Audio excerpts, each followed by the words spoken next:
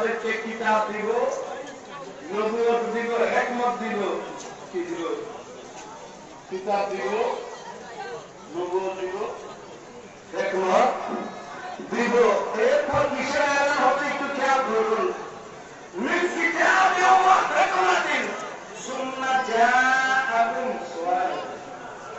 তার জন্য অথবা তসলিম আনবেন, কি আনবেন?